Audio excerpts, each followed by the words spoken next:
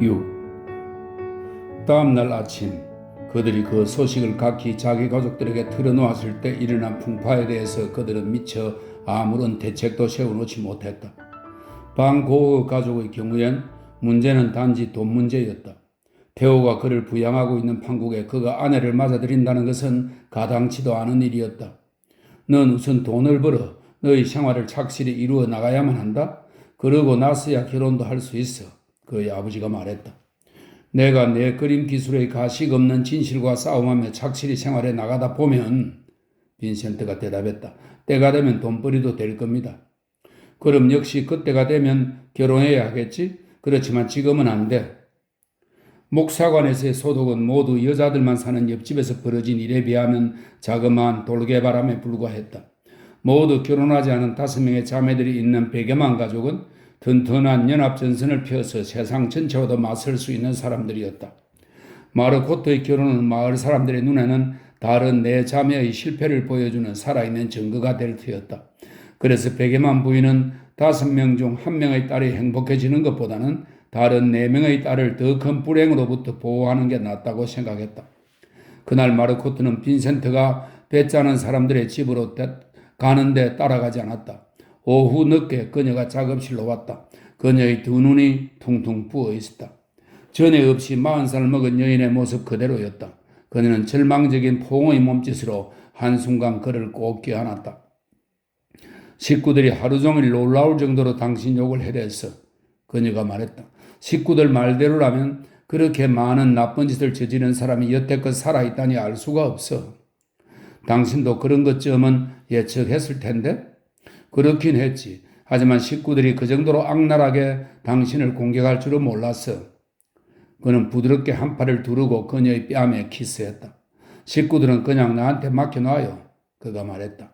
오늘 밤 저녁 식사 뒤에 내가 가볼 테니까 내가 그렇게 끔찍한 인간은 아니라는 걸 아마도 납득시킬 수 있을 거요, 마르코트. 베가만의 집에 한 발을 들여놓자마자 그는 자신이 이상하고 낯선 나라에 들었다는 것을 알아차렸다. 6 여자들이 만들어내는 분위기에는 무언가 불길한 기운이 서려 있었다. 남자 1명쯤의 목소리와 발자국 소리는 도저히 깨뜨릴 수 없는 그런 분위기였다. 그들은 빈센트를 응접실로 안내했다. 그곳은 춥고 곰팡내가 났다. 몇 달 동안이나 사람들이 그 안에 발 한 번 들여놓지도 않았던 곳이었다. 그 네 자매의 이름들을 알고 있었지만 그는 구태여 그 이름들을 얼굴 하나하나와 연결시키려 애쓰지 않았다. 4명 모두가 마르고트를 우스꽝스럽게 그려놓은 그림들 같았다. 가사를 도맡고 있는 마르니가 신문을 맡고 나섰다. 마르고트 얘기로는 당신이 그 애와의 결혼을 원한다고 하던데요. 실례지만 한 가지 물어보겠는데 헤이그에 있던 당신의 아내는 어떻게 되었습니까? 빈센트는 크리스틴에 대해 설명했다. 응접실의 분위기는 3, 4도쯤 더 차가워졌다. 나이가 몇이지요, 방고씨? 31입니다. 마르고트가 얘기하던가요? 자기가. 마르고트의 나이는 알고 있습니다. 실례지만 한 가지 물어보겠는데 돈은 얼마쯤 버시나요? 매월 150프랑이요. 그 수입은 무엇인가요? 제 동생이 송금해 줍니다. 당신 동생이 당신을 부양하고 있단 말이군요?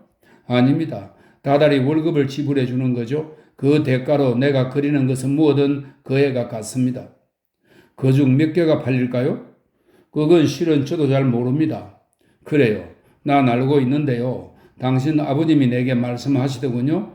동생분께서는 당신 그림들을 아직 하나도 팔지 못했다고 말이죠. 나중에 팔겠죠. 그러면 그 그림들이 지금 팔 수 있는 것보다 몇 배 더 많은 돈을 제 동생에게 가져다 줄 겁니다. 아무리 크게 봐준다 해도 거기에 문제가 있군요. 그런 실제적인 일들에 대해 서로 얘기해 봐야겠어요. 빈센트는 그 마르니의 딱딱하고 아름답지 못한 얼굴을 찬찬히 뜯어보았다. 그런 사람들에게는 아무런 인정미도 기대할 수 없었다.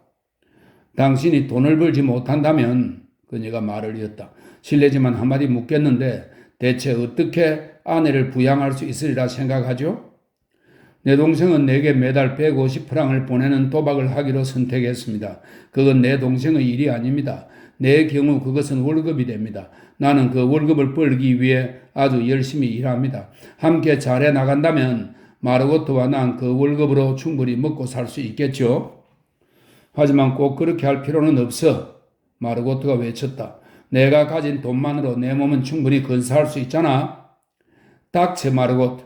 그러니가 명령했다. 명심해 마르고트. 그녀의 어머니가 말했다. 너가 우리 가문의 이름을 더럽힐 경우 너의 수입을 정지시킬 권한이 내게 있다. 빈센트가 싱긋 웃었다. 나와 결혼한다면 그게 가문을 더럽히는 일이 될까요? 그가 물었다.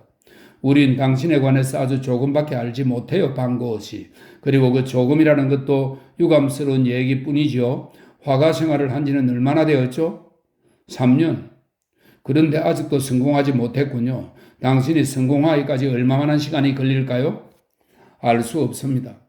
그림을 시작하기 전에 뭘 하셨나요? 그림 상인, 교사, 책 판매원, 그리고 신학교에 다니다가 전도사가 되었죠? 그런데 그 모든 것에 다 실패했군요. 제가 단념했죠. 어째서? 그런 일이 내게 맞지 않았으니까요. 얼마만한 시간이 걸리면 당신이 그림을 단념하게 될까요? 그 사람은 절대 그러지 않아요. 마르고트가 외쳤다. 제가 보기엔 방고시, 그는 이가 말했다. 당신이 마르고트와 결혼하려 한다는 게 주제넘은 생각인 것 같군요. 당신은 가망 없는 낙오자예요. 자기 몫으로 단돈 1프랑도 갖고 있지 못하고 또 벌 수 있는 방법조차 갖고 있지 못해요. 당신은 한 가지 일에 전념하지 못하고 게으름뱅이나 불황자처럼 떠돌아다니죠. 그러니 우리가 어떻게 마르고트를 당신과 결혼시킬 수 있겠습니까? 빈센트는 드듬드듬 파이프를 찾아냈다가 도로 집어넣었다. 마르고트는 나를 사랑하고 나는 마르고트를 사랑합니다. 그녀를 행복하게 해줄 수 있습니다. 결혼하면 우린 한 1년가량 여기서 살다가 그 다음 외국으로 나갈 생각입니다. 그녀는 나한테서 오직 애정과 사랑만을 받을 겁니다. 당신은 마르고트를 버릴 거예요. 그녀의 자매들 중 유달리 더 날카로운 목소리를 가진 여인이 외쳤다. 당신은 마르고트한테 실정이 나서 회의구에 있던 그 여자처럼 어느 나쁜 여자한테 끌려 마르고트를 버리게 될 거라고요? 당신은 단지 돈 때문에 마르고트와 결혼하려는 거지? 다른 여인이 말했다. 하지만 그 돈을 얻지 못할 걸. 세 번째 여인이 말했다. 어머니가 그 돈을 도로 가문의 재산에다 넣어버릴 테니까. 마르고트의 두 눈에 눈물이 솟았다. 빈센트가 몸을 일으켰다. 이렇게 어르렁대는 여자들에게 시간을 허비해봐야 소용없다는 것을 깨달았던 것이다. 그냥 에인토벤에서 그녀와 결혼하고서 금방 파리로 떠나버리기만 하면 그만이었다. 그는 브라반트에서의 작업이 다 완성되지 않았으므로 아직은 그곳을 떠나고 싶지 않았다. 그러나 마르코트를 메마른 여자들만 사는 그 집에다 혼자 남겨둔다는 생각을 하면 그는 온몸이 저려왔다.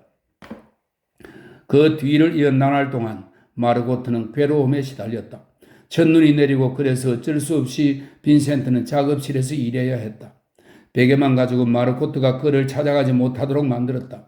아침에 잠자리에서 나와서부터 그나마 겨우 잠든 채 할 수 있는 시각까지 그녀는 빈센트를 공격하는 장광설에 강제로 귀 기울이지 않으면 안 되었다.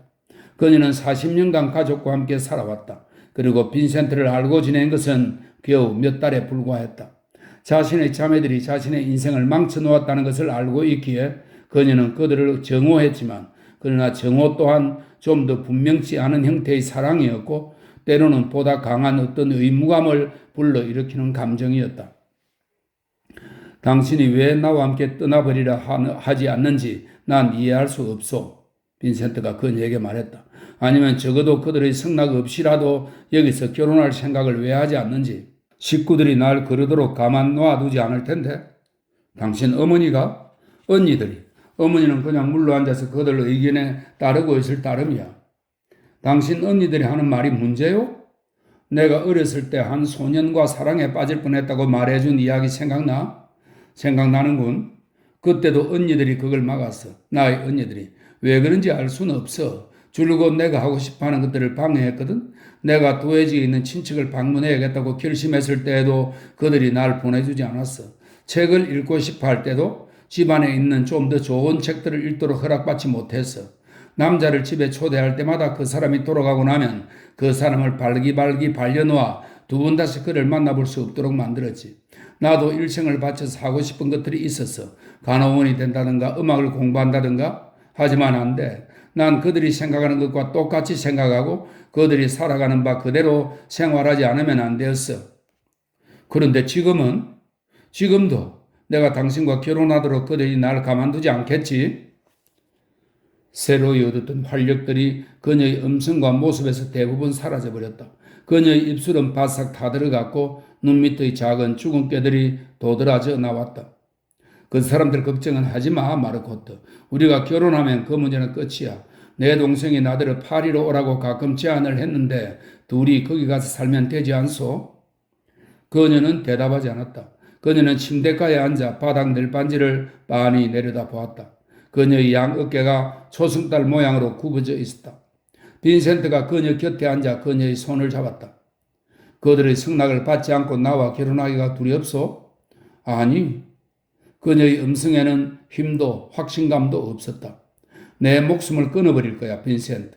그들이 날 당신한테서 떼어놓는다면 그건 견딜 수 없어. 당신을 그렇게 사랑했는데 그럴 수는 없어. 목숨을 끊어버릴 거야. 그럼 끝이야. 그들한테 알릴 필요 없어. 먼저 해치우고 나서 그 다음에 얘기하면 되지 않소? 난 대항할 수가 없어. 나에게 너무 많은 숫자야. 난 그들 전부와 싸울 수가 없어. 글쎄, 애써 일부러 싸울 필요 없어. 그냥 나와 결혼하면 그것으로 그 문제는 끝날 테니까? 그걸로 끝나지 않아. 거기서부터가 시작일 거야. 당신은 내 자매들을 잘 몰라. 알고 싶지도 않소. 하지만 내가 오늘 밤에 다시 한번 그들과 만나보겠소. 그러나 그것도 헛일이라는 것을 그는 그 집 응접실에 들어서는 순간 깨달았다. 그곳의 싸늘한 분위기를 깜빡 잊고 있었던 것이다. 그 얘기는 전에 이미 다 들었습니다, 방고호 씨. 그는 이가 말했다. 그리고 그 얘기는 우리에게 확신도 감동도 주지 못합니다. 그 문제에 관해서는 우린 이미 마음을 결정했죠. 우린 마르고트가 행복해지길 바라지 자기 인생을 내팽개 쳐버리길 원하지 않아요. 우리 쪽에서는 이렇게 결정했습니다. 만일 앞으로 2년 후에도 당신이 마르고트와 결혼하고 싶어 한다면 그땐 우리의 반대를 취소하기로 말이죠. 2년 뒤에 빈센트가 말했다. 2년 뒤에 난 여기 없을 거야. 마르고트가 나직하게 말했다. 그럼 어디에 있을 거라는 얘기냐? 죽어 있을 거야. 저 사람과 결혼하지 못하도록 막는다면 난 목숨을 끊어버릴 테니까. 너가 어찌 감히 그런 말을 입에 올리느냐. 보라고 저 사람이 마르고트한테 저 따위 영향을 끼쳤다고 하는 말들이 홍수처럼 쏟아지는 와중에 빈센트는 그곳에서 도망쳐 나와버렸다. 그의 힘으로 할 수 있는 게 더 이상 아무것도 없었다. 오랜 세월에 걸쳐서 환경에 적응하지 못하고 살아온 생활로부터 그녀는 이미 심한 타격을 받았던 여자였다. 신경도 튼튼하지 못했을 뿐더러 신체적인 건강도 좋은 상태가 아니었다. 그런 마르고트가 단호한 6 여자의 전면 공격을 받자 하루가 다르게 그녀의 사기는 점점 더 떨어졌다. 20살의 처녀라면 상처받지 않고 자기의 길로 나아갈 수 있었겠지만 그러나 마르고트는 이미 저항력과 의지를 모두 빼앗겨버린 상태였다. 주름살이 그녀의 얼굴에 나타났고 예전의 우수가 두 눈에 되살아났다. 살길도 누르스름해지고 거칠어졌다. 오른쪽 입꼬리에 난 선도 더욱 깊이 패였다. 빈센트가 마르고트에게 그나마 품고 있던 정도, 그녀의 아름다움과 함께 사라져버렸다. 그는 결코 그녀를 진실로 사랑하지도 않았고 진실로 그녀와 결혼하길 바라지도 않았다. 그리고 이제 그런 마음이 더 커졌다. 그는 자신의 그러한 냉담한 마음이 부끄러웠다. 그래서 반대로 구애에 더욱 열을 올리는 것이었다. 자신의 진짜 감성을 마르고트가 눈치채고 있는지 어쩐지 그는 알 수 없었다. 당신은 나보다도 언니들을 더 사랑하지 마르고트? 어느 날 그녀가 몇 분 동안 집에서 용케 빠져나와 작업실에 왔을 때 그가 물었다. 그녀는 놀라움과 비난이 섞인 눈길로 그를 쏘아보았다. 오, 빈센트. 그럼 왜 당신 스스로 날 포기하려고 하지? 그녀가 지친 아이처럼 그의 품속에 파고들었다. 그녀의 음성은 낮고 쇠잔한 목소리였다. 내가 당신을 사랑하는 만큼 당신도 날 사랑한다는 생각이 들었다면 난 온 세상 사람들하고라도 맞섰을 거야. 그리고 당신한테는 별로 의미가 없는 문제가 언니들한테는 너무도 큰 의미를 가진 마르고트. 그건 당신이 오해한 것이요. 난 당신을 사랑하고 있어. 그녀는 한 손가락을 그의 입술에 가볍게 올려놓았다. 아니야, 당신은 그렇지 않아. 당신은 날 사랑하고 싶어 하지만 사랑하지는 않아. 그렇다고 거기에 대해서 미안한 마음을 품으면 안 돼. 난 그저 가장 열렬히 사랑하는 사람이 되고 싶을 따름이야. 왜 그들과 손을 끊고서 스스로 당신 자신의 주인이 되지 못하는 거요? 당신은 쉽게 그렇게 말할 수 있지. 당신은 강하니까. 당신은 누구하고든 싸울 수 있어. 하지만 난 40살이야. 누에넨에서 태어나 한 번도 에인토벤 이상을 벗어나 본 적이 없어. 당신은 모를 거야. 난 살아오면서 그 누구하고도 그 어느 것하고도 관계를 끊어본 적이 없었어. 아니, 알겠소. 그게 뭐랄까. 당신이 진실로 원하는 일이라면 난 당신 편에 서서 온 힘을 다해 싸웠을 거야. 하지만 그건 단지 내 쪽에서만 원하는 일이었어. 그리고 어쨌거나 결국 너무 늦었어. 내 인생은 벌써 흘러가 버렸어. 그녀의 음성은 중얼거림처럼 낮게 가라앉아 있었다. 그는 집게 손가락으로 그녀의 턱을 들어올리고 집게 손가락과 엄지로 그녀의 턱을 꼭 쥐었다. 그녀의 두 눈엔 흐르지 않는 눈물이 고여 있었다. 내 사랑, 그가 말했다. 내 사랑하는 마르고트, 우린 평생도록 함께 살 수 있어. 당신은 그저 그러자고 명령만 내리면 되는 거요. 그러고서 오늘 밤 식구들이 잠들었을 때 짐을 싸서 창밖으로 나한테 넘겨줘요. 그리고 함께 에인토벤까지 걸어가서 거기서 이른 새벽 열차를 타고 파리로 가면 되지 않소. 소용없는 일이야. 난 그 사람들의 것이고 그들은 나의 것이야. 최후엔 나도 그 길은 내 길을 가기는 할 테지만 마르고트, 당신이 이렇게 불행에 시달리는 것을 난 차마 볼 수가 없어. 그녀가 빈센트에게 얼굴을 돌렸다. 그녀의 두 눈에서 눈물은 사라졌다. 그녀가 미소 지었다. 아니야, 빈센트. 난 행복해. 내가 원했던 것을 얻었으니까. 당신을 사랑한다는 건 굉장한 일이었어. 그는 그녀에게 키스했다. 그녀의 뺨을 타고 흘러내린 눈물의 짠맛이 느껴졌다. 눈이 벌써 그쳤는데 조금 뒤에 그녀가 말했다. 내일 들판으로 나가서 일할 거지? 그래, 그럴 것 같소. 어디로 나갈 건데? 오후에 내가 당신 있는 곳으로 갈게. 다음날 털모자를 쓰고 무명 작업복의 목 주위를 단단히 치켜 올린 채 그는 늦도록 작업하고 있었다. 붉으스름한 빛깔의 잡목이 밀집한 숲 사이사이로 보이는 검은 실루엣의 오두막집들 너머 저무는 저녁 하늘에 황금빛 감도는 라일락빛을 띠고 있었다. 머리 위로는 그무스름한 여위 미루나무들이 서 있었다.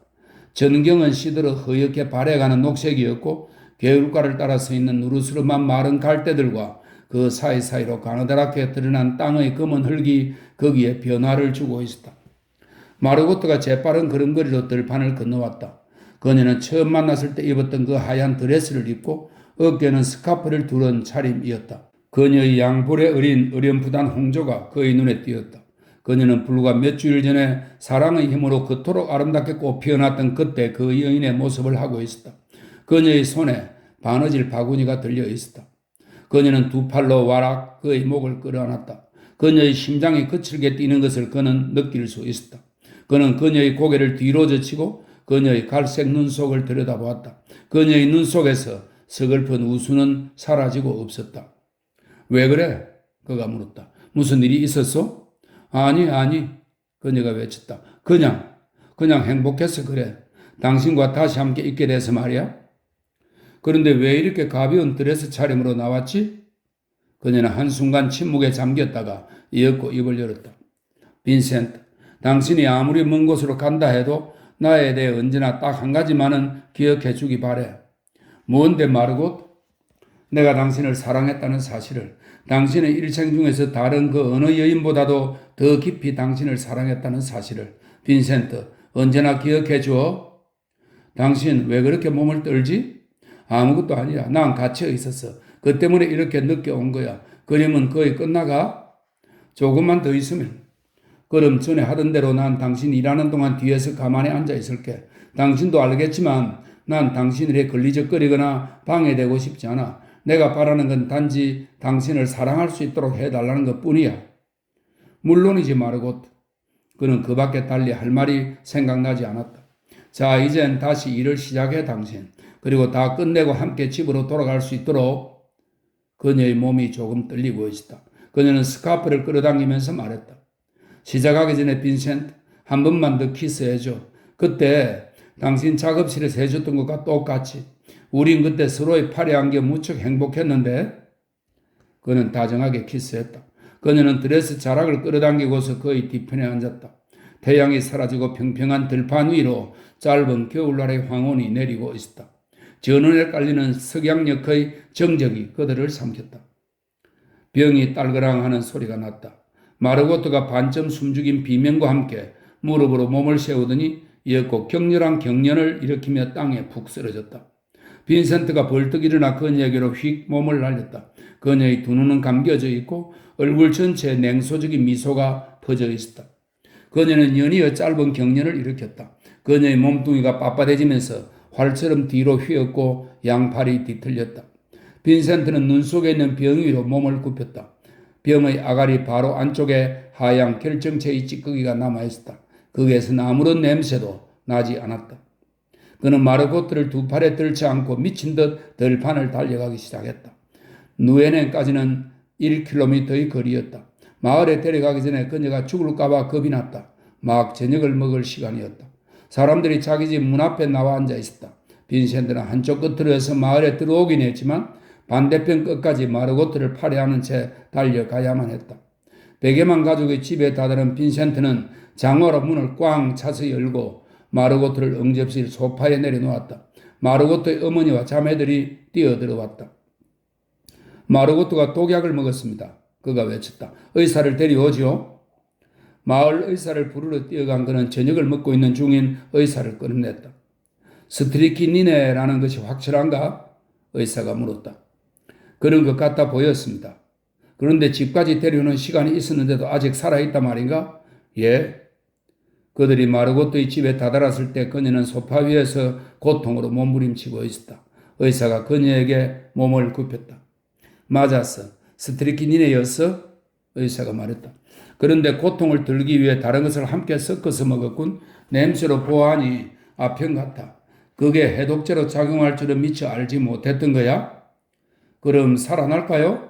그녀의 어머니가 다급하게 물었다.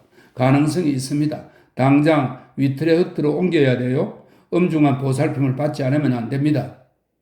위트레흐트에 있는 병원을 하나 추천해 주시겠어요? 병원은 고날만하다고 생각되지 않는군요. 한동안은 요양소에 데려다 놓는 게 좋겠습니다. 내가 아는 좋은 요양소가 하나 있는데 당신네 마차를 준비해 놓으시죠. 어떻게 해서든 에인토벤을 지나가는 막차 시간에 닿아야 하니까. 빈센트는 어두컴컴한 구석에 말없이 서 있었다.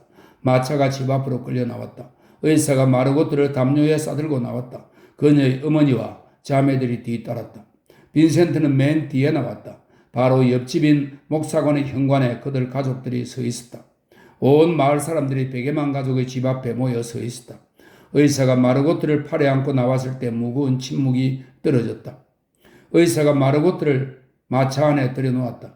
베개만 가족의 여인들이 올라탔다. 의사가 말고삐를 잡았다. 마르고트의 어머니가 고개를 돌리다가 빈센트를 보자 째지는 듯 소리쳤다. 당신이 한 짓이야. 당신이 내 딸을 죽였어. 모이던 사람들이 일제히 빈센트를 쳐다보았다. 의사가 말에 채찍을 가했다. 마차가 길 아래편으로 사라져 갔다. 7. 그의 어머니가 다리를 다치기 전에 마을 사람들이 그에게 불친절하게 대했던 것은 그들이 빈센트라는 사람에 대해서 의구심을 품었고 또한 그의 생활 방식을 납득할 수 없었기 때문이었다. 그러나 그들이 빈센트를 줄기차게 혐오했던 것은 아니었다. 그런데 이제 그들은 빈센트에게 격렬한 적대감을 품었다. 그는 사방에서 정오감이 자신을 에워싸는 것을 느낄 수 있었다. 그가 다가가면 사람들은 모두 등을 돌렸다. 아무도 말을 걸지 않았고 아무도 그를 쳐다보지도 않았다. 이제 그는 버림받은 사람이 되었다. 그는 자기 자신을 위해서는 아무래도 좋았지만 사람들이 자신의 부모를 버리고 목사관으로 오곤 하던 발길을 다 끊어버리고 나자 그는 자신이 떠나야만 한다는 사실을 깨달았다. 자신이 취할 수 있는 최상의 방책은 부모님이 편안히 지내도록 브라반트에서 완전히 사라져버리는 길임을 그는 스스로 알고 있었다.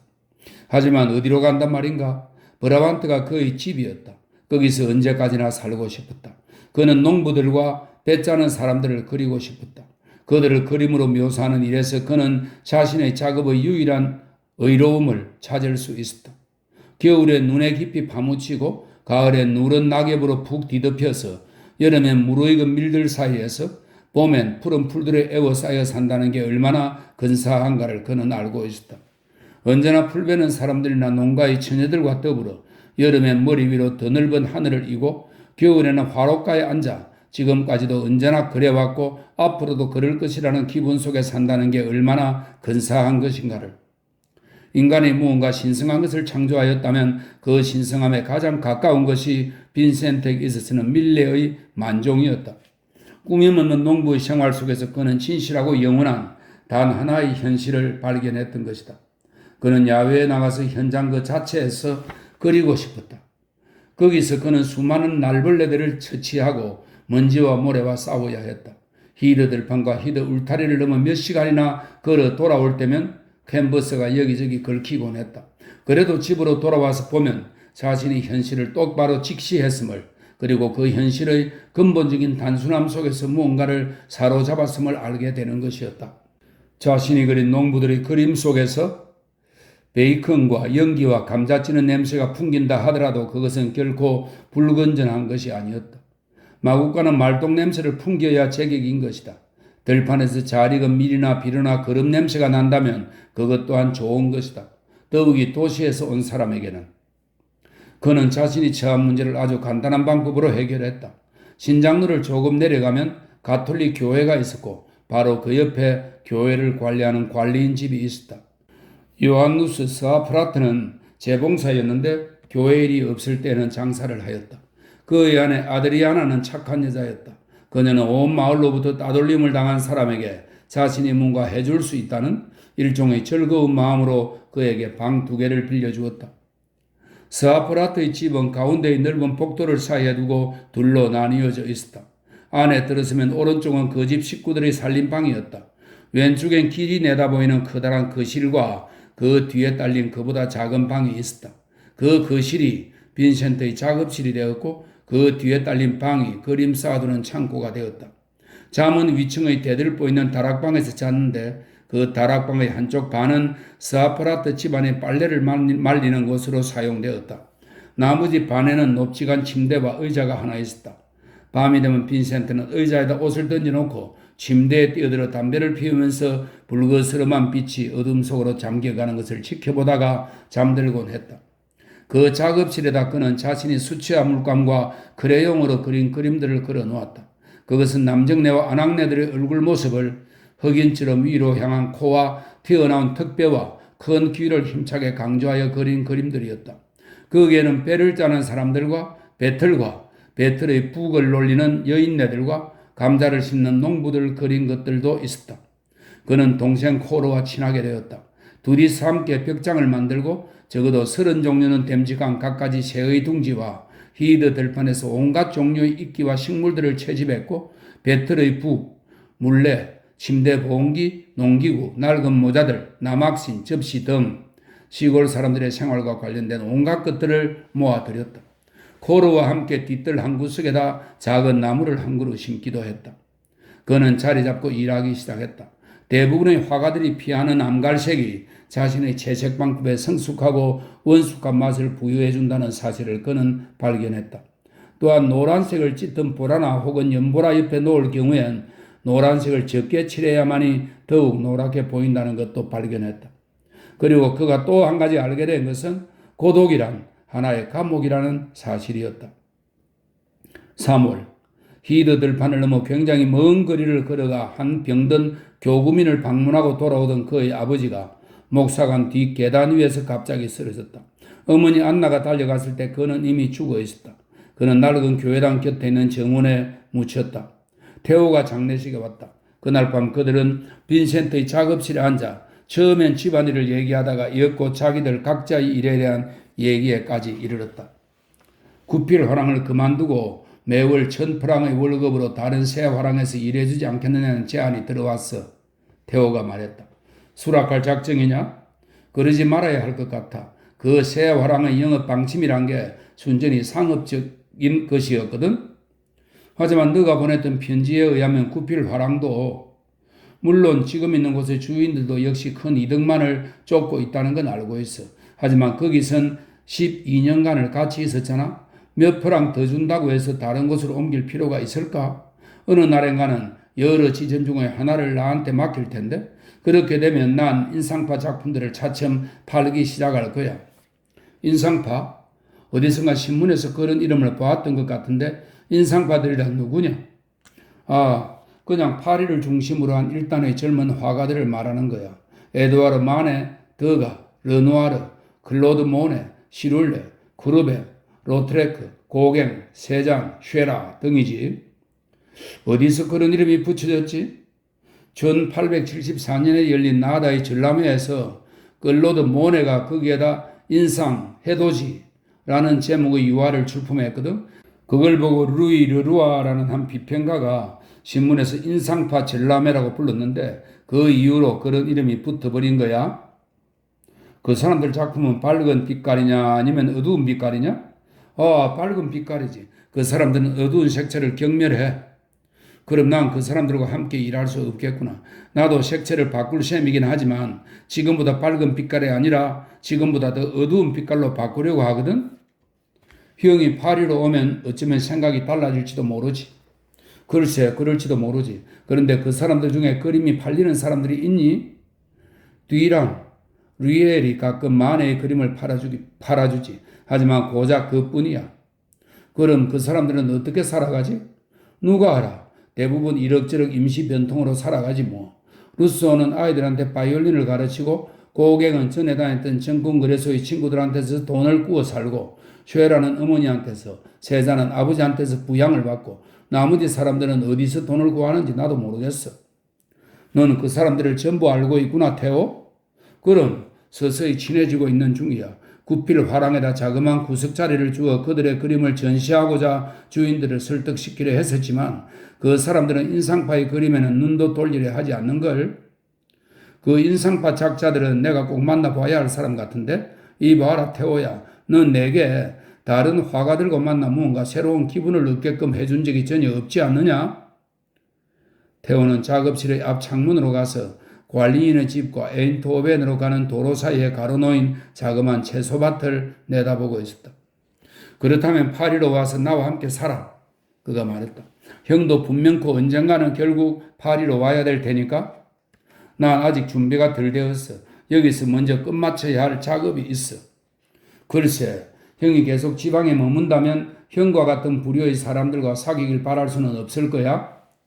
사실이 그럴지도 모르지. 그런데 한 가지 납득할 수 없는 게 있다. 넌 지금까지 내가 그런 것들을 단 한 점도 팔아주지 않았어. 아니, 실은 그런 시도조차 하지 않았다. 자, 안 그러니? 맞아. 어째서 그렇지? 형 작품을 감정가들한테 보여줬지만 그들 말이 감정가들이라고? 빈센트가 어깨를 으쓱해 보였다. 그런 감정가들이라는 사람들이 즐겨 쓰는 진부한 말들은 나도 익히 잘 알고 있지. 하지만 테오, 그런 사람들의 의견이란 한 작품이 갖고 있는 고유한 특질과는 아무런 관계도 없다는 것을 넌 분명히 알아야만 해. 이런 내가 그런 뜻으로 얘기하진 않았을 텐데 형 작품은 잘하면 팔릴 수 있어. 하지만 테오, 그건 에텐에서 그린 나의 첫 스케치를 보고 써보낸 것과 똑같은 말이잖아? 그 말이 사실이야, 형. 형의 그림은 언제나 굉장한 성숙기로 막 접어들려고 하는 듯이 보여. 이젠 드디어 접어들었겠지? 하고 기대하는 초조한 마음으로 난 형이 새로 그린 스케치들을 하나씩 집어들곤 했지. 그러나 여태까지는 팔릴 수 있다느니 없다느니 하는 말은 파이프로 스토브를 두들기며 빈센트가 테오의 말을 잘랐다. 낡아 빠진 판단이야. 난 그런 것에 마음 약해지지 않기로 작정했다. 형 말로는 여기서 할 일이 있다는데 그렇다면 후다닥 덤벼들어 끝내버려요. 파리로 더 빨리 올수록 형한테는 더 좋을 테니까. 그리고 그동안에 내가 형의 그림을 팔아주기 원한다면 습작화를 보내지 말고 본격적인 회화 작품을 보내줘요. 습작화를 원하는 사람은 아무도 없거든. 글쎄, 어디까지가 습작화이고 어디서부터가 본격적인 회화인지 그렇게 딱 잘라 말하기는 어려워. 우린 그저 할 수 있는 대로 한껏 많이 그리고 결점도 갖고 우수함도 가진 있는 그대로의 우리 자신이 되기로 하자. 내가 우리라고 말하는 까닭은 너가 보내주는 돈 덕분에 물론 내게 그걸 마련해 주느라 고생하는 줄 나도 알고 있다만 그 작품들의 반은 너 자신이 만든 것으로 여길 권리가 너한테 있기 때문이다. 그것에 관해선 태우는 방 뒤편으로 걸어가 나무 옷걸이에 걸린 챙없는 낡은 모자를 손으로 만지작거리고 있었다. 8. 아버지가 돌아가시기 전에 빈센트는 저녁을 먹거나 1시간가량 함께 있기 위해 아주 이따금씩 목사관에 가보았다. 그러나 장례식 이후에 동생 엘리자베스는 그가 완전히 달갑지 않은 인간이라고 분명하게 못 박았고 가족들도 어느 만큼 입장을 지키고 싶어 했다. 어머니는 빈센트의 생활은 빈센트 자신이 책임져야 하며 자신으로서는 딸들 편을 돕는 게 도리라고 생각했다. 이제 누에넨에서 그는 완전히 혼자였다. 사람들 대신에 그는 자연을 연구하게 되었다. 그는 처음엔 절망적인 몸부림으로 자연을 따르려 했지만 그러나 모든 게 빗나갔다. 결국엔 그는 자신의 팔레트로 침착하게 창조해내었고 그러자 자연이 거기에 동조하여 따라왔다. 비참한 외로움에 젖을 때면 그는 전에 바이센브루의 작업실에서 바이센브루가 고통의 존재를 그토록 열렬히 찬양하던 광경을 떠올렸다. 자신이 충실히 신봉하는 밀레에게서 그는 바이센브루의 철학이 좀 더 설득력 있게 표현된 것을 발견하였다. 나는 결코 고통이 진정되기를 원치 않는다. 흔히 바로 그 고통을 통해 예술가는 가장 힘찬 자기 표현을 얻을 수 있는 까닭에 라는 밀레의 말에서 그는 데그로트라는 이름을 가진 한 농사꾼의 가족과 친구가 되었다. 가족은 어머니, 아버지, 아들 하나, 딸 둘이었는데 모두가 밭에 나가 일했다. 브라반트의 농부들 대부분이 다 그렇긴 하지만 데그로트의 가족들 역시 보리나조의 광부들처럼 검은 아가리라고 불러도 괜찮았다. 벌려진 넓은 콧구멍과 툭 붉어진 코와 두툼하고 큼직한 입술과 길고 모난 귀를 가진 그들의 얼굴은 흑인과 비슷했다. 얼굴 아랫부분이 앞 이마보다 훨씬 앞으로 튀어나오고 머리통은 작고 뾰족했다. 데그로트 가족은 방 한 칸짜리 오두막집에서 살았는데 그 방 벽에는 잠자리로 사용하는 우묵한 곳이 여러 군데 뚫려 있었다. 방 한가운데에 테이블이 있었고 거기에 의자 2개, 몇 개의 상자가 있었다. 그리고 대들보로 받친 투박한 천장으로부터 램프가 내려 떨어져 있었다. 데그로트 가족은 감자를 주식으로 먹고 사는 사람들이었다. 저녁에는 감자와 함께 블랙커피 한 잔, 그리고 간혹 일주일에 한 번쯤은 베이컨 한 조각을 먹었다. 그들은 감자를 심고 감자를 캐내고 감자를 먹었다. 그게 그들의 생활이었다. 스틴데그로트는 17살가량 된 귀여운 아이였다. 그녀는 일할 때 쓰는 흰색의 챙없는 넓은 모자를 쓰고 흰 깃이 달려있는 짧은 검은 웃도리를 입었다. 빈센트에게는 저녁마다 그들의 집에 찾아가는 버릇이 붙었다. 그와 스틴은 둘이 함께 무척 많이 웃었다. 봐, 그녀가 고함치곤 했다. 난 근사한 숙녀야. 내가 이렇게 그림으로 그려지고 있잖아. 방고엇이 당신을 위해서 새 모자를 쓸까요? 아니야, 스틴. 넌 지금 그대로가 아름다워. 내가 아름답다고요? 그녀가 까르르 웃음을 터뜨렸다. 그녀는 쾌활한 큰 눈과 아름다운 표정을 가지고 있었다. 그리고 그녀의 얼굴은 타고난 생기를 가지고 있었다. 그녀가 들판에서 몸을 굽히고 감자를 캐낼 때면 그녀의 굴곡진 몸매에서 K보다도 더욱 생생한 우아한 아름다움을 보았다. 그는 인물화에서 가장 중요한 점은 움직임이라는 것을, 그리고 옛 대가들의 그림에서 보이는 인물화의 큰 결점은 그 인물에 움직임이 없다는 점이라는 것을 깨달았다.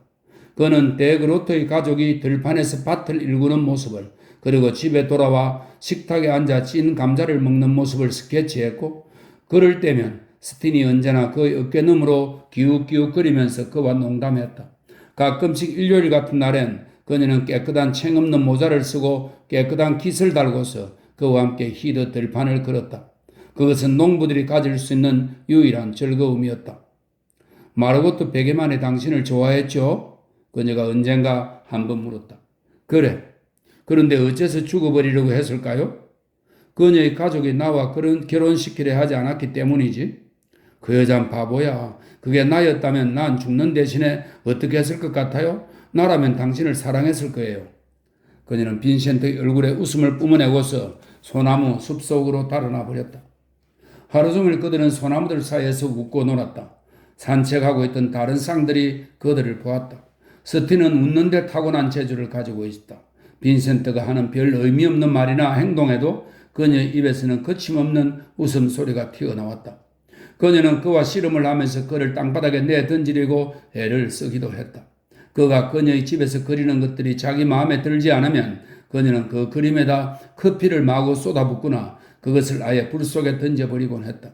그녀는 자주 작업실로 와서 포즈를 취해주곤 했는데 그녀가 갈 때쯤이면 그곳은 엉망진창이 되어 있었다. 그렇게 해서 여름과 가을이 지나고 또다시 겨울이 왔다. 빈센트는 눈 때문에 하는 수 없이 작업실 안에서 종일 일해야 했다. 노예된 사람들은 모델 노릇을 좋아하지 않았으므로 돈 때문이 아니었더라면 그에게 아무도 오지 않았을 것이다. 헤이그에서 그는 3명의 인물로 된 군상화를 그리기 위해 여자 재봉사들을 9명 가까이 그렸다. 그는 데그로트 가족들이 감자와 커피로 된 저녁을 먹고 있는 광경을 그리고 싶었지만 그것을 올바로 그리기 위해서는 우선 근처에 사는 모든 농부들을 하나하나 다 그려야만 될 것 같았다. 가톨릭 교회의 사제는 관리인이 그 집의 방을 이교도이며 화가인 남자에게 세놓은 것을 은근히 못마땅하게 생각했지만 빈센트가 조용하고 예의 바르기 때문에 그를 쫓아낼 이유를 찾지 못하고 있던 터였다. 그런 어느 날 아드리아나 사프라트가 온통 흥분한 채 작업실로 들어왔다. 파우벨스 신부님이 지금 당장 당신을 만나보시겠다는군요. 안드레아스 파우벨스 신부는 붉은 얼굴을 가진 풍채가 큰 사람이었다. 신부는 작업실을 재빨리 둘러보고는 이렇게 미친 듯이 뒤죽박죽인 상태는 처음 봤다고 단정을 내렸다. 제가 무슨 도움이라도 신부님? 빈센트가 정중하게 물었다. 자네가 내게 도움이 될 일은 하나도 없네. 하지만 난 자네를 도울 수 있는 게 있지. 이번 일이 잘 해결되도록 내가 도와주겠네. 내가 하라는 대로만 한다면. 무슨 일을 두고 말씀하시는 겁니까, 신부님? 그 처녀는 가톨릭이고 자넨 프로테스탄트야. 하지만 내가 주교한테서 특별히 허가를 받아내겠네. 며칠 내에 그 처녀와 결혼할 준비를 하게. 창으로 가득 들어온 빛 가운데서 파우벨스 신부를 잘 쳐다보려고 빈센트가 앞으로 나왔다. 저는 무슨 말씀인지 통 납득이 안 가는군요. 그가 말했다. 아니야. 자넨 알고 있어. 이렇게 아닌 척 해봐야 아무 소용없어. 스탠드 데 그로트가 임신했단 말이야. 그 가족의 명예는 반드시 지켜져야 해. 스틴이 이런 지랄 같다는 건 잘한 말이야. 아닌 게 아니라 이건 정말 지랄 같은 짓이니까? 그게 확실한가요, 신부님? 잘못 알고 계신 것이 아닌가요? 난 확실한 증거를 갖게 될 때까지는 비난하지 않는 사람이야.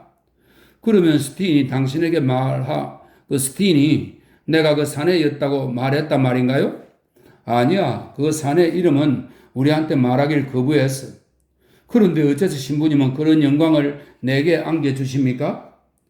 둘이서 함께 있는 걸 사람들이 여러 번 보았어. 그녀가 이 작업실에도 자주 오지 않았나? 왔었죠. 일요일에 그녀와 들판을 거닐러 나가지 않았던가? 예, 그랬었죠. 그랬다면 더 이상의 무슨 증거가 필요 있겠나? 빈센트는 한순간 침묵했다. 이었고 그가 차분하게 말했다. 그런 얘기를 들으니 내 마음이 안 좋군요. 더구나 그게 내 친구인 스틴에게 고통을 의미하는 거라면. 하지만 신부님께 장담하지만 나와 그녀와의 관계는 비난받을 성질의 것이 못 됩니다. 자네는 내가 그 말을 믿으리라 생각하나? 아니요. 빈센트가 대답했다. 그렇게 생각지 않습니다. 그는 저녁 무렵 스틴이 덜에서 돌아왔을 때 그들의 오두막집 디딤돌 위에서 그녀를 기다리고 있었다. 나머지 식구들은 저녁을 먹으러 안으로 들어갔다. 스틴이 그의 곁에 주저앉았다. 나한테 누군가 당신의 모델이 될 만한 사람이 곧 생길 거예요? 그럼 그게 사실이로구나, 스틴? 물론 만져보고 싶어요? 그녀는 그의 손을 가져다가 자신의 배 위에 올려놓았다. 그는 점차 부풀어 오르는 배를 느낄 수 있었다. 파우벨스 신부님 방금 내가 그의 아버지라고 알려주던데? 스틴이 웃었다. 나도 그게 당신이었으면 좋겠어요. 하지만 당신은 그런 것을 결코 원치 않았잖아요. 그렇죠? 그는 바깥이 땀이 굳어있는 그녀의 거무스름한 피부와 무겁고 굴곡진 투박한 생김과 그 두툼한 코와 입술을 바라보았다. 나도 역시 그게 나였더라면 좋겠다, 스틴. 그런데 파우벨스 신부님이 그게 당신이라고 말했다고요? 그거 참 재미있어요. 그게 뭐가 그리 재미있니? 내 비밀을 지켜주실래요? 약속하지. 그 신부님 교회의 의식을 관리하는 사람이었어요. 빈센트가 휘파람을 불었다. 너희 부모님은 알고 있니? 모르는 게 당연하죠. 그리고 그들한테도 난 절대 말하지 않을 거예요. 하지만 부모님들은 당신이 아니란 것만은 알고 있어요. 빈센트는 안으로 들어갔다. 집안 분위기는 하나도 변한 게 없었다. 데그로트 가족은 스틴의 임신을 암소가 밭에서 송아지를 낳는 경우와 똑같은 마음으로 받아들였다. 그를 대하는 식구들의 태도는 전과 다름없었고 그는 자신의 무고함을 그들이 믿고 있다는 것을 알았다. 그러나 마을 사람들은 그렇지 않았다. 아드리아나 스아프라트가 문간에서 엿듣고 있었던 것이다. 그녀는 그 소식을 재빨리 이웃 사람들한테 전했다. 1시간도 채 못되어 누에네의 2,000명의 주민들 모두가 스틴데 그로트가 빈센트의 아이를 낳을 것이며 그래서 파우엘스 신부가 그들을 강제로 결혼시킬 것이라는 소식을 듣게 되었다. 11월이 오고 겨울이 왔다. 이제 슬슬 떠나야 할 때였다. 누에넨에 더 오래 있어야 아무런 소용도 없었다. 농부들의 생활에 관해서 그릴 만한 것은 다 그렸고 배울 만한 것도 다 배웠다. 더구나 다시 재발된 마을 사람들의 정오 속에서 살아나갈 수가 없을 것 같았다. 분명히 이제 떠나야 할 때가 온 것이다. 그러나 어디로 가야 할 것인가? 방고엇이 문을 두드리고 나서 아드리아나가 서글픈 어조로 말했다. 파우벨스 신부님 말씀이 당신들은 이 집을 당장 비우고 어디 다른 곳에 묵을 곳을 찾아보라는군요. 아주 좋습니다. 원하시는 대로 해드리죠. 그는 작업실 안을 이리저리 돌아다니며 자신의 작품을 바라보았다. 꼬박 2년간의 각고의 세월, 배짜는 남자들과 그들의 아내, 배틀, 밭에서 일하는 농부들, 목사관 정원의 후미진 곳에 있는 가지 잘린 나무들, 낡은 교회당의 첨탑, 태양의 열기 속에 혹은 차가운 겨울의 황금빛 속에 잠긴 히드 들판과 산 울타리 등을 그린 수백 점의 습작품들. 막막한 비애가 그에게 음습해왔다. 그의 작품 모두가 너무도 단편적인 것들이었다. 브라반트 농민들의 생활을 요모조모로 묘사한 소폰들은 있었지만 농부들의 오두막집과 김나는 찐 감자와 그 농부들의 생활을 일목요연하게 보여주고 그 진수를 사로잡은 작품은 단 한 편도 없었다. 브라반트의 농부들을 그린 그의 만종은 어디 있단 말인가? 그리고 그것을 그리기 전에 어떻게 떠날 수 있단 말인가? 그는 달력을 힐끗 쳐다보았다. 다음 달 첫날까지는 아직 12일이 남아있었다. 그는 아드리아나를 불렀다. 파우벨스 신부님한테 내가 다음 달 첫날까지의 돈을 지불했으니까 그때 가서 떠나겠다고 전해주십시오. 그는 이재료가 물감과 캔버스와 붓들을 모아들고 데 그로트의 오두막집으로 터벅터벅 걸어갔다. 아무도 집에 없었다. 그는 연필로 방 안 내부를 스케치하기 시작했다. 데 그로트 가족이 밭에서 돌아오자 그는 그 종이를 찢어버렸다. 데 그로트 가족이 찐 감자와 블랙커피와 베이컨이 놓인 저녁 식탁 자리에 둘러앉았다. 그는 캔버스를 세우고서 식구들이 잠자리에 들 때까지 끈기 있게 작업했다. 작업실로 돌아온 그는 밤새도록 그 그림에 매달려 일했다. 그는 낮 동안에 잠을 잤다. 잠에서 깨어난 그는 격심한 혐오감과 함께 그 캔버스를 불태워버렸다. 그리고 또다시 데 그로트의 오두막집을 향해 길을 나섰다.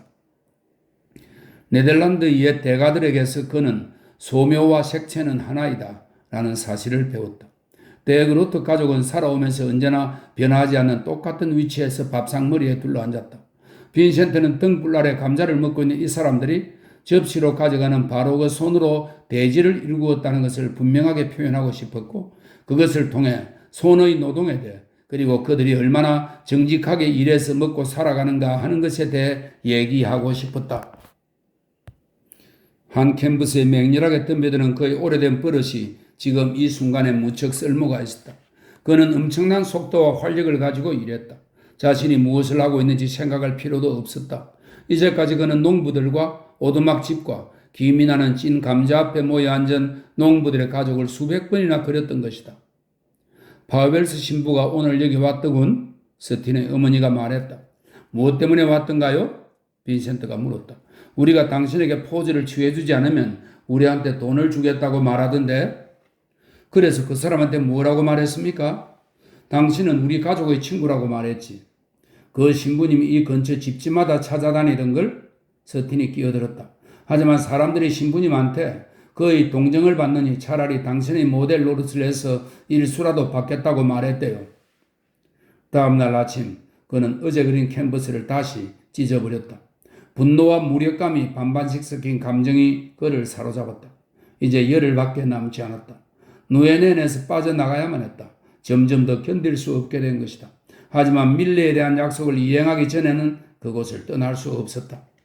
밤마다 그는 데 그로트의 오두막집으로 갔다. 그 집 식구들이 더 이상 앉아 있을 수 없을 때까지 그는 일했다.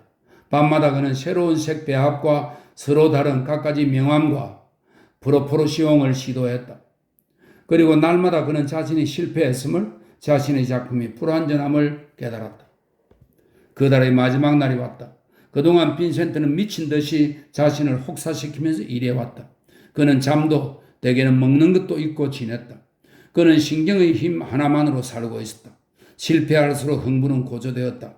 데그로토의 가족이 밭에서 돌아왔을 때 빈센트는 그들의 집안에서 기다리고 있었다. 그는 이미 이제를 세워놓고 물감을 혼합하고 캔버스도 펼쳐놓은 채 기다리고 있었다. 이것이 바로 그의 최후의 기회였다. 내일 아침에는 브라반트를 영원히 떠나가야 했다. 그는 몇 시간 동안 작업했다. 데그로트 가족은 이해심이 있었다. 저녁을 다 먹고도 그들은 식탁에 계속 앉아 농부들의 사투리로 나직하게 얘기를 주고받고 있었다. 빈센트는 자신이 도대체 무엇을 그리고 있는지도 알지 못했다.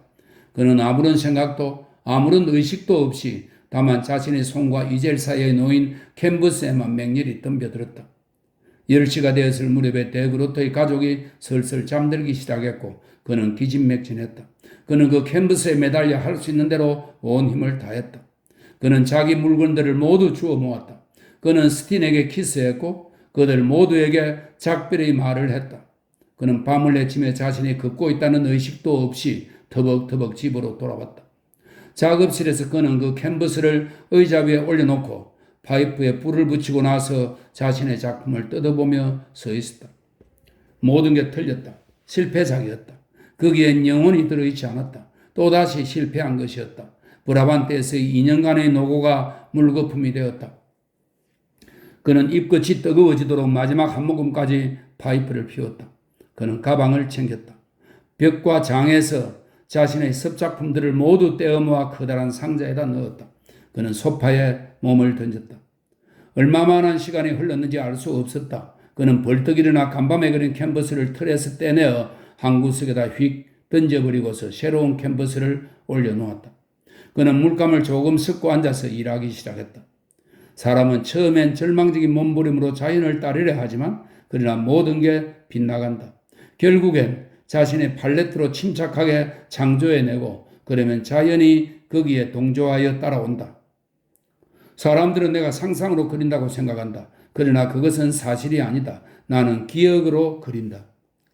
그것은 브뤼셀에서 피트센 목사가 그에게 들려준 것과 같은 얘기였다. 그는 자신의 모델들과 너무 가까이 있었던 것이다. 그래서 전체를 통찰하는 힘을 얻을 수 없었던 것이다. 지금까지 그는 자연의 틀 속에 자신을 쏟아부었지만 이제는 자신의 틀 속에 자연을 쏟아붓게 되었다. 그는 그림 전체를 땅에서 방금 캐낸 듯한 껍질도 벗겨지지 않은 흙 묻은 감자의 색깔로 칠했다.